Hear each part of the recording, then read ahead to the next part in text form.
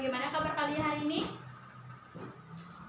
Baik, sebelum kita memulai pembelajaran, mari berdoa dulu. Berdoa menurut kepercayaan masing-masing, mulai. Berdoa selesai.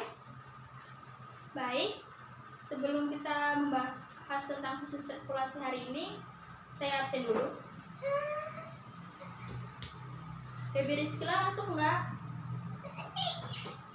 Leni Eka, Dian, Indah, Faiza, Ana, Yunipa. Oh, masuk semua? Ya sudah. Nah, hari ini kita akan mulai pembelajaran tentang sistem sirkulasi. Ada yang tahu sistem sirkulasi itu apa? Baik, Ibu akan menjelaskan tentang sistem sirkulasi. Sistem sirkulasi adalah sistem transportasi yang berfungsi untuk mengangkut berbagai zat di dalam tubuh. Sistem sirkulasi ini juga biasa disebut sistem peredaran darah. Ada yang tahu tentang darah enggak? Ayo, Debbie. Tahu tentang darah tidak? Baik, Ibu akan jelaskan tentang darah. Darah adalah jaringan ikat berupa cairan yang tersusun oleh plasma darah, sel-sel darah, dan keping darah. Ada yang tahu fungsinya darah itu apa? Benar, fungsi dari darah yaitu mengangkut oksigen dari paru-paru ke seluruh tubuh, mengangkut sari-sari makanan, dan mengangkut sisa-sisa metabolisme. Baik, Ibu jelaskan tadi tentang darah, sekarang kita akan bahas tentang penyusun jaringan darah.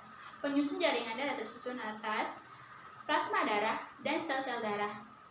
Kadar plasma di dalam sel darah adalah 50% dan sisanya adalah sel-sel darah.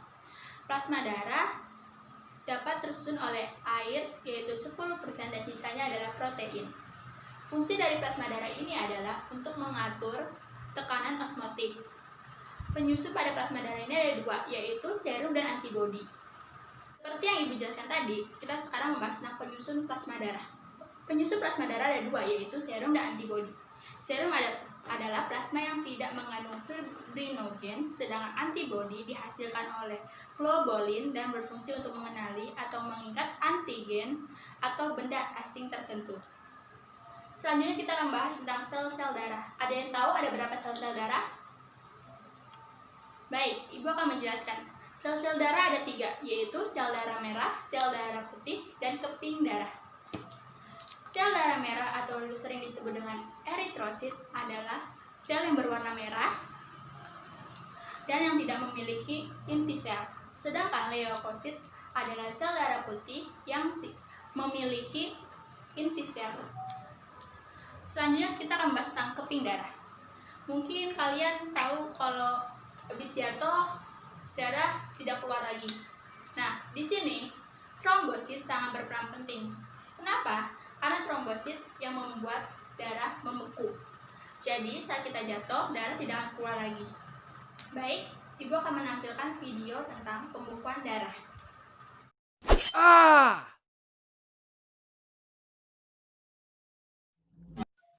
Proses pembekuan darah atau penggumpalan darah merupakan proses yang kompleks untuk mencegah tubuh kehilangan banyak darah ketika terjadi luka.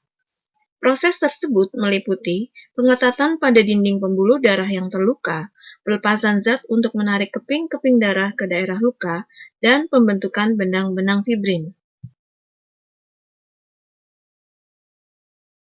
Dalam proses pembekuan darah, keping-keping darah atau yang dikenal dengan trombosit menyentuh permukaan luka yang kasar dan pecah mengeluarkan enzim trombokinase.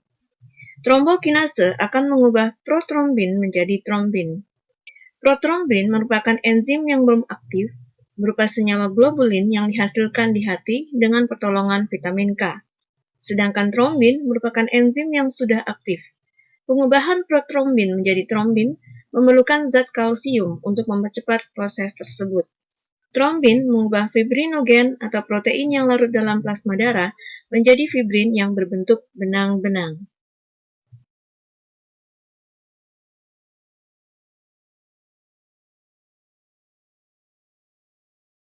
Ion kalsium sangat penting dalam pembekuan darah ketika terjadi luka pada tubuh kita. Tanpa ion kalsium, proses pembekuan darah tidak dapat berlangsung. Darah akan terus keluar dari tubuh sehingga dapat menyebabkan kematian. Fungsi ion kalsium atau Ca2+ pada sistem peredaran darah manusia menunjukkan bahwa ion sangat penting bagi kehidupan manusia. Dan manusia tidak akan dapat hidup tanpa adanya ion-ion. Jadi sekarang kalian tahu kan tentang darah. Nah, sekarang bagaimana sistem penggolongan darah itu? Sistem penggolongan darah dibagi dua, yaitu sistem ABO dan sistem Rhesus. Kalau sistem golongan darah berdasar ABO dibagi menjadi 4, yaitu golongan darah A, B, AB, dan O. Sedangkan pada golongan darah Rhesus adalah mengacu pada ada tidaknya agglutinogen di permukaan eritrosit. Membahas tentang sistem penggolongan darah, sekarang kita membahas tentang uji golongan darah. Di sini kita akan mulai dengan uji golongan darah sistem ABO dengan menggunakan serum, yaitu serum anti A, serum anti B, dan serum anti AB. Dan di situ kita akan melihat ada gumpalan atau tidaknya pada golongan darah itu. Dan itu akan merupakan ciri pada golongan darah tersebut, seperti pada golongan darah A seperti apa, golongan darah B seperti apa, golongan darah C seperti apa. Cek lagi. Setelah kita membahas tentang sistem penggolongan darah, sekarang kita membahas tentang uji penggolongan darah. Pada uji penggolongan darah ini, pada penggolongan darah ABO menggunakan serum, yaitu serum antigen A, serum antigen B, dan serum antigen AB. Dan sedangkan pada Rhesus menggunakan serum antigen D. Kita mengetahui sistem penggolongan darah, kita membahas tentang uji golongan darah. Di sini siapa yang tahu golongan darahnya? Baik. Uji penggolongan darah itu dibagi menjadi dua, yaitu dengan sistem ABO seperti tadi dengan menggunakan serum antigen A, antigen B, dan antigen AB. Sedangkan pada Rhesus sendiri itu dengan serum antigen D. Analisis golongan darahnya ditentukan melalui ada tidaknya penggumpalan pada serum. Kita membahas tentang alat-alat peredaran darah. Alat peredaran darah itu pertama yaitu jantung. Jantung merupakan organ peredaran darah yang berbentuk seperti kerucut, tumpul, dan ujungnya bawahnya agak miring ke kiri, dan berfungsi untuk memompa darah ke seluruh tubuh. Yang kedua yaitu pembuluh darah. Oke, kita akan membahas tentang pembuluh darah. Pembuluh darah merupakan saluran tertutup yang bercabang-cabang dan berfungsi untuk mengalirkan darah keluar jantung lalu kembali lagi ke jantung. Pada pembuluh darah ini dibagi menjadi 3, yaitu arteri, vena, dan kapiler. Pada pembuluh arteri, pembuluh yang pangkalnya ada di bilik kiri. Pembuluh ini berfungsi membawa darah keluar jantung. Ciri-cirinya, dindingnya tebal dan elastis.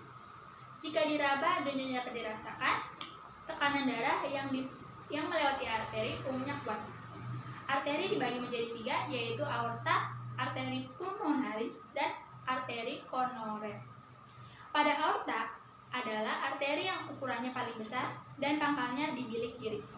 Pada arteri pulmonaris, sedangkan arteri pulmonaris adalah arteri yang membawa darah kaya karbonsida dari jantung ke paru-paru, sedangkan arteri koroner adalah arteri yang berfungsi untuk memberi makanan dan oksigen untuk sel-sel jantung.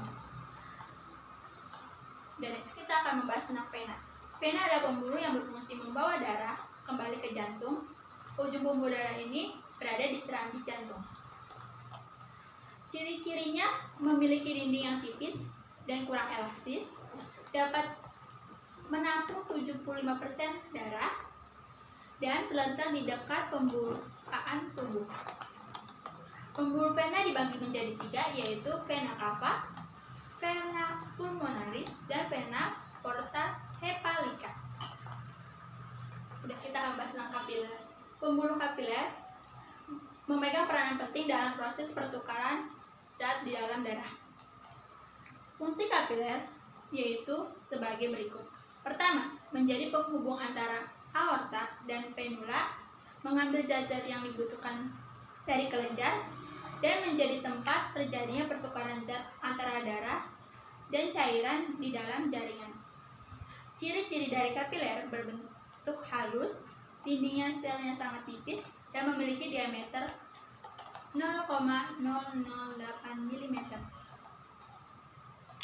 Selanjutnya kita akan membahas tentang mekanisme peredaran darah. Sekarang kita akan membahas tentang mekanisme peredaran darah. Pada mekanisme peredaran darah, seperti dilihat di gambar, ada dua, yaitu pertama adalah peredaran darah besar dan peredaran darah kecil. Kalau peredaran darah besar dari jantung ke seluruh tubuh, sedangkan peredaran kecil dari jantung dan paru-paru. Jadi kita akan membahas tentang mekanisme peredaran darah. Seperti bisa dilihat di gambar, kita akan membahas tentang peredaran darah besar dan sistem peredaran darah kecil. Peredaran darah besar yaitu peredaran darah yang dari jantung ke seluruh tubuh, sedangkan peredaran darah kecil antara jantung dan paru-paru. Peredaran darah besar dimulai dari bilik kiri, setelah itu ke aorta, setelah ke aorta dia ke arteri, setelah ke arteri dia ke seluruh tubuh, setelah ke seluruh tubuh dia ke vena, dan kembali lagi ke serami kanan. Sedangkan pada peredaran darah kecil dimulai dari bilik kanan, setelah itu arteri pulmonaris, paru-paru, vena pulmonaris, dan kembali lagi ke serambi kiri. Baik, selanjutnya Ibu akan membahas tentang kelainan atau penyakit pada sistem sirkulasi. Di sini ada yang tahu apa aja penyakit pada sistem sirkulasi? Iyalah ini. Oh betul. Terus siapa lagi? Devi, silakan. Baik, Ibu akan membahas pertama yaitu anemia. Anemia yaitu keadaan di mana jumlah eritrosit di dalam hemoglobin di bawah batas normal. Jadi, di mana di sini sel darah merah yaitu tidak banyak dan sedikit. Yang kedua yaitu penyakit hemofilia, yaitu kelainan yang ditandainya sulitnya darah untuk membeku. Pada darah yang sulit membeku ini, mungkin kalau kita berdarah kan selalu darahnya tidak keluar lagi. Sedangkan kalau mempunyai penyakit ini, darahnya tidak membeku dan lama untuk kering. Yang ketiga ada leukemia. Kalau leukemia kalian tahu nggak? Pasti kalian sering dengar kan tentang leukemia ini. Leukemia adalah di mana leukosit berjumlah besar atau berjumlah banyak dibandingkan sel-sel darah lainnya. Leukosit ini sering disebut dengan kanker darah. Oke, baik, Ibu menjelaskan sampai sini aja. Ibu Arang, apakah ada pertanyaan yang ingin ditanyakan? Tidak ada? Berarti sudah jelas. Baik, sekarang Ibu akan memberi tugas untuk kalian, yaitu mencari tentang kelainan dan penyakit apa saja pada sistem sirkulasi. Ibu hanya menjelaskan 3 tadi, jadi kalian tambahkan apa saja yang kalian tahu. Besok dikumpulin. Tidak ya, kan besok, minggu depan dikumpulin saat pembelajaran lagi. Ibu tutup hari ini. Wassalamualaikum warahmatullahi wabarakatuh.